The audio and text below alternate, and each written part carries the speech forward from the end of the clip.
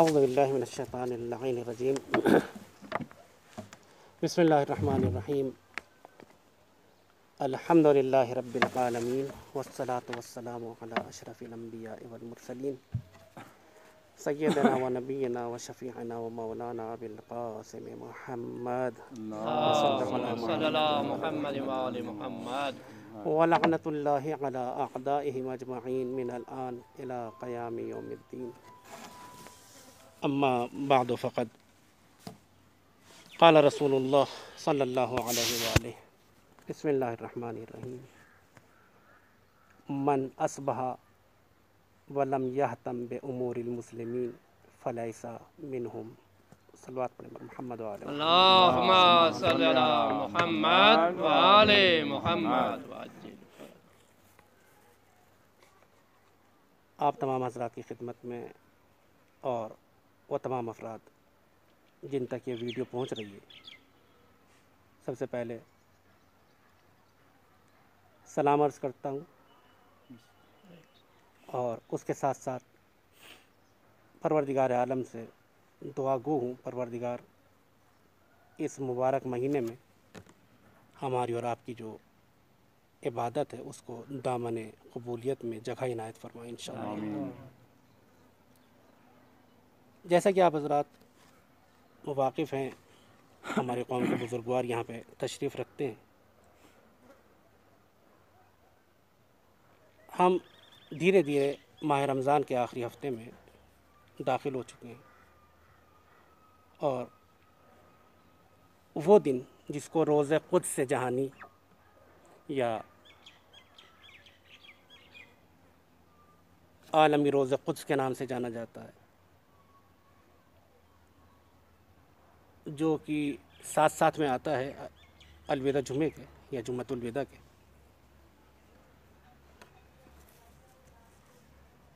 اس میں ہمارا شعار یہ ہے کہ مظلوم لوگ، مظلوم عوام فلسطین کی، ان کی حمایت میں ہمیشہ ہم آواز اٹھاتے آئے ہیں، اور انشاءاللہ جب تک فلسطین آزاد نہیں ہو جاتا ہے ہم یہ آواز بلند کرتے رہیں گے انشاءاللہ۔ ابھی اس سال حالات ایسے بنے کورونا وائرس کی وجہ سے کہ ہم لوگ اپنی عبادتیں صحیح طریقے سے انجام نہیں دے سکے۔ بہت سی اہم اور خاص تاریخیں تھیں جن کو جس طریقے سے انجام دیا جانا چاہیے تھا ویسے ہم انجام نہ دے سکے، اور اس کا اثر روز قدس کی مناسبت سے بھی ہو رہا ہے۔ ہم حکومت ہند کی احکامات کے اوپر عمل کرتے ہوئے ظاہر سی بات ہے نہ تو نماز جمعہ قائم کر پا رہے ہیں، اور نہ آنے والے دن میں ہم جو قدس ریلی ہوا کرتی تھی اس کو برگزار کر پائیں گے۔ اور یہ وہ مسئلہ ہے جس کو سوچ کر کے اسرائیل اپنی جگہ بہت زیادہ خوش ہے، امریکہ خوش ہے، انگلینڈ والے خوش ہیں کہ کم سے کم اس بار ہمیں لعنت نہیں پہنچے گی، اور وہ جو شعار تھا ہر سال کا مرگ بر امریکہ یا امریکہ مرد آباد، اسرائیل مرد آباد، یہ تمام لعنتیں ہم تک نہیں پہنچیں گی۔ بہرحال ان کی خوشی اپنی جگہ کے اوپر ہے، لیکن ہم یہ بتا دینا چاہتے ہیں جس طریقے سے جناب امیر کائنات کی شہادت ہوئی، صلی اللہ محمد وآل محمد ہم لوگوں نے گھر پہ بیٹھنے کے بعد قاتل جناب امیر کائنات کے اوپر لعنتیں بھیجی ہیں، ایسے ہی کل روز قدس ہے، ہم لوگ اپنے گھروں میں اپنے مصلی پر بیٹھ کر امریکہ مرد آباد، اسرائیل مرد آباد کے نعرے بھی لگائیں گے، اور امریکہ، اسرائیل، انگلش، ان کے خلاف ہم نفرین بھی کریں گے، لعنت بھی کریں گے، اس امید کے ساتھ کہ پروردگار عالم کی یہاں دیر ہے اندھیر نہیں ہے، بے شک بے شک اور انشاءاللہ ان قریب یہ لوگ صفحہ ہستی سے ناپید ہو جائیں گے۔ انشاءاللہ۔ بہت سے برادران و خواہران جن کو معلوم نہیں ہے کہ مسئلہ کیا ہے، 2 منٹ میں 2 جملوں میں اس چیز کو میں بیان کرنا چاہتا ہوں کہ یہ فلسطین مصر اور لبنان کے درمیان جغرافیائی اعتبار سے واقع ہے۔ 1948 کے پہلے تک اس پورے علاقے کو ایک فلسطین صرف کہا جاتا تھا، فلسطین کے نام سے اس کو یاد کیا جاتا تھا۔ کافی عرصہ پہلے جس کی بنیاد برطانیہ نے ڈالی تھی، اسی کی وجہ سے 1948 میں فلسطین کے اکثر علاقے کے اوپر وہ مہاجر صہیونزم جو اپنے کو یہودی بالاصالہ کہتے تھے، وہ اس مقام کے اوپر آتے ہیں اور فلسطین کے ایک بڑے حصے کے اوپر وہ قبضہ کر لیتے ہیں۔ اب 1948 کے بعد اس کو دو حصوں میں تقسیم کر دیا جاتا ہے، اس زمین کے خطے کو کہہ دیا جاتا ہے یہ فلسطین ہے اور یہ اسرائیل ہے۔ 1948 سے پہلے تک اور 1948 کے بعد بھی اس پورے علاقے کی جو دارالحکومت یا راجدھانی یا کیپٹل ہوا کرتا تھا، اس کو بیت المقدس کے نام سے یاد کیا جاتا تھا، بیت المقدس۔ لیکن 1967 میں اسرائیل نے اس کے اوپر بھی قبضہ کیا اور اس کو یروشلم کا نام دیا گیا، اور دھیرے دھیرے یہ چیز بڑھتی چلی گئی، اور اب حالات یہ ہیں کہ جو وہاں کے مستقل رہائشی اور باشندے تھے ان کو وہاں پہ رہنے کے لیے جگہ نہیں ہے، اور اسرائیل اپنے کو آگے بڑھاتا چلا جا رہا ہے۔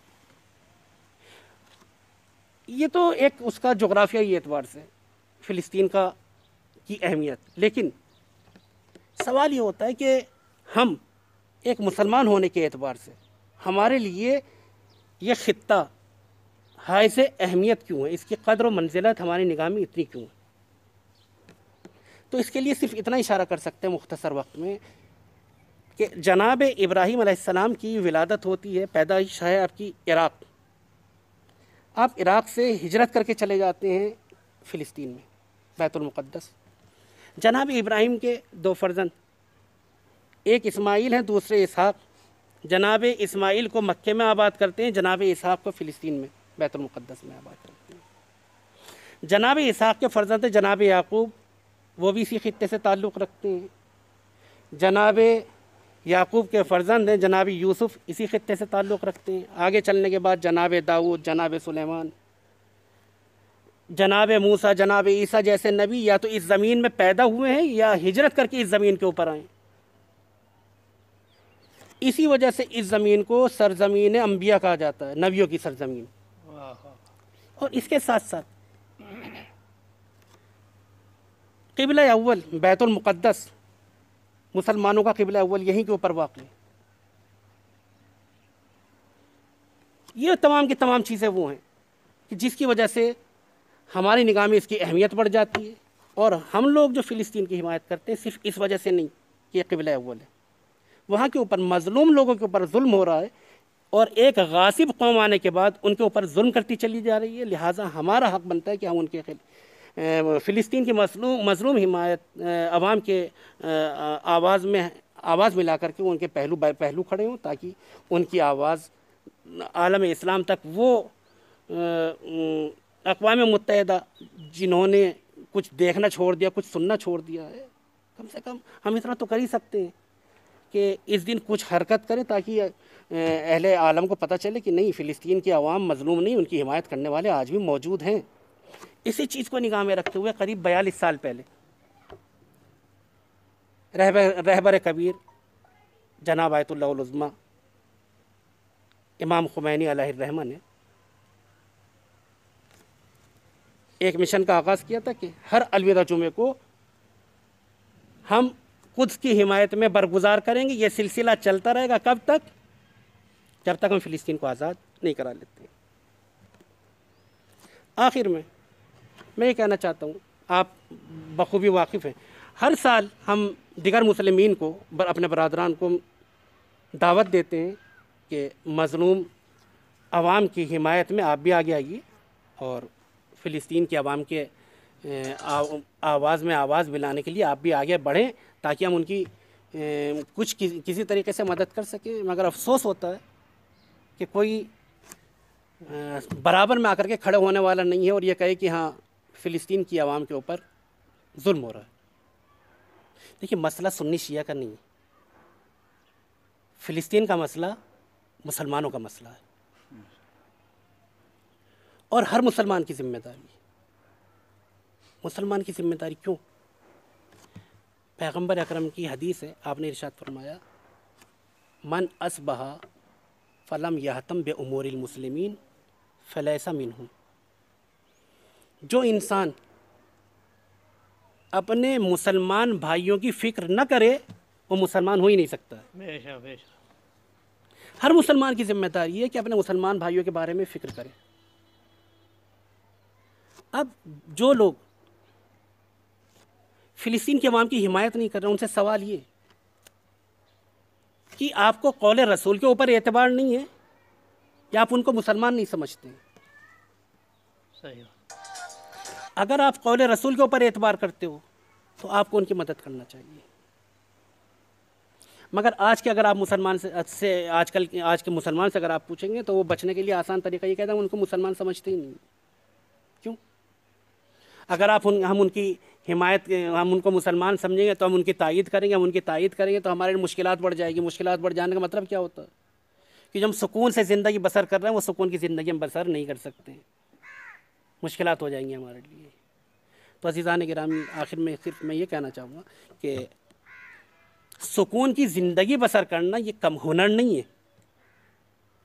عزت کی زندگی بسر کرنا ہنر ہے۔ بے شک بے شک دنیا میں پورے عالم اسلام میں آپ مسلمانوں کو اگر دیکھیں تو ہر مسلمان پیروے مکتب کربلا ہے۔ بے شک کربلا کیا درس دیتی ہے؟ کربلا نے ہمیں درس یہی دیا کہ ہمیں ظالم کے خلاف آواز اٹھانی ہے، ظالم چاہے جتنا مضبوط کیوں نہ ہو۔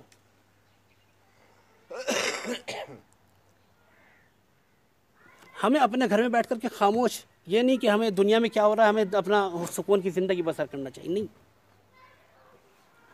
ہمیں آواز اٹھانی ہے ظالم کے خلاف۔ امام حسین علیہ السلام نے یہی کہا ہے کہ بہت زیادہ زندگی بسر کر لینا ہنر نہیں ہے، اچھی زندگی بسر کرنا ہنر ہے۔ آپ نے یہی کہا تھا بے شک بے شک کہ میرے لیے عزت کی موت ذلت کی زندگی سے کہیں زیادہ بہتر ہے۔ تو عزیزان گرامی، ہم سے جتنا کسی سے جو کچھ ہو سکتا ہے چاہیے کہ ہم اس کے اوپر عمل کریں۔ میں ایک منٹ میں اپنی گفتگو تمام کرتا ہوں۔ ذمہ داری ہماری کیا ہے؟ ہماری ذمہ داری یہ کہ جو فضائے مجازی ہے، جس کو جیسے واٹس ایپ ہوا، فیس بک وغیرہ ہوئے، اپنی ڈی پی وغیرہ پہ فیس بک کے ذریعے سے، اپنے میسیج فیس بک کے وغیرہ کے ذریعے سے، انسٹاگرام کے ذریعے سے، اور وہ زبانوں میں جو رائج ہے دنیا کی، جیسے انگلش کی زبان میں، فارسی زبان میں، عربی زبان میں، اردو زبان میں، ہم زیادہ سے زیادہ اپنی آواز کے ذریعے سے، اپنے پیغامات کے ذریعے سے احتجاج کریں، امریکہ کے خلاف، اسرائیل کے خلاف، انگلینڈ کے خلاف۔ یہ پہلا پیغام۔ دوسری چیز ہم یہ کہنا چاہتے ہیں کہ فلسطین کے مسئلے میں امریکہ اور اسرائیل، امریکہ اور انگلینڈ یہ مداخلت کرنا چھوڑ دیں۔ ہم دنیا کے کسی بھی دولت سے یہ کہنا چاہتے ہیں، کوئی بھی ملک میں یہ کہنا چاہتے ہیں کہ اب اس مسئلے کو آپ چھوڑ دیجئے، یہ جن کا مسئلہ ہے وہ اس مسئلے کو خود سے حل کریں۔ امریکہ کو کیا ضرورت پڑی، انگلینڈ کو کیا ضرورت پڑی آنے کے بعد یہ اس زمین کے خطے کو حل کیا جائے ان کے مسائل کے ذریعے سے، کہ یہ وساطت یہ کریں گے، میان جی یہ کریں گے، ان کی میان جی ہمیں قبول نہیں ہے۔ تیسری بات یہ، جو یہاں کا فلسطین کا مسئلہ ہے، اس مسئلے کو حل کرنے کے لیے جو خود فلسطین کے اصل باشندے ہیں وہ حل کریں۔ اصل باشندے جو وہاں کے مسلمان ہیں، جو وہاں کے یہودی ہیں، جو وہاں کے مسیحی ہیں، وہ اس مسئلے کو حل کریں۔ بے شک جو 1948 میں مہاجر وہاں کے اوپر آ گئے ہیں، ان مہاجرین کو وہاں پر کے بارے میں بولنے کا حق نہیں ہے۔ اور آخری پیغام بھی ہے، ایک سوال بھی ہے ہمارا عالمی برادری سے، کہ دنیا میں دوسری جگہوں کے اوپر، خاص طور سے یورپ اور امریکہ میں ایک چھوٹے سے چھوٹا حادثہ ہو جاتا ہے تو تمام میڈیا جو ہے اس کو شائع کرتا ہے، مگر جب فلسطین کی مظلوم عوام کے اوپر ظلم ہوتا ہے تو دنیا اپنی آنکھیں کیوں بند کر لیتی ہے؟ اور اسی کے ساتھ ساتھ اگر مظلوم فلسطینی آواز اٹھاتے ہیں، گولیوں کے مقابلے میں اگر وہ پتھر اٹھاتے ہیں تو ان کو دہشت گرد کہا جاتا ہے۔ یعنی اگر مظلوم اپنی مظلومیت اظہار کرنے کے لیے پتھر اٹھا لیتا ہے، آواز بلند کرتا ہے، تو آپ اس کو دہشت گرد کہتے ہو۔ اگر دہشت گرد کی تعریف یہی ہے کہ جو بھی مظلوم کی حمایت میں آواز بلند کرے، حزب اللہ ہوا، کہا یہ حزب اللہ جو ہے دہشت گرد تنظیم ہے، کیوں؟ فلسطینیوں کی حمایت میں بولتی ہے۔ پاسداران انقلاب اسلامی، قاسم سلیمانی کو شہید کر دیا، کہا نہیں دہشت گرد تنظیم ہے، کیوں؟ شام کی مظلوم عوام کے لیے آواز بلند کرتے ہیں، عراق کے مظلوم عوام کے لیے آواز بلند کرتے ہیں، فلسطین کی مظلوم عوام کے لیے آواز بلند کرتے ہیں۔ اگر معیار یہی ہو جائے گا تو دنیا کا انجام بہت برا ہونا ہے، کہ جو بھی مظلوم کے بارے میں حمایت کر رہا ہے آپ اس کو کہہ رہے ہو کہ یہ دہشت گرد ہے۔ اگر دہشت گرد کی یہی تعریف ہو جائے گی تو معاف کیجیے گا، دنیا میں جو بھی امن پسند ہوگا اور انصاف پسند انسان ہوگا وہ دہشت گردی کے زمرے میں آ جائے گا۔ لہٰذا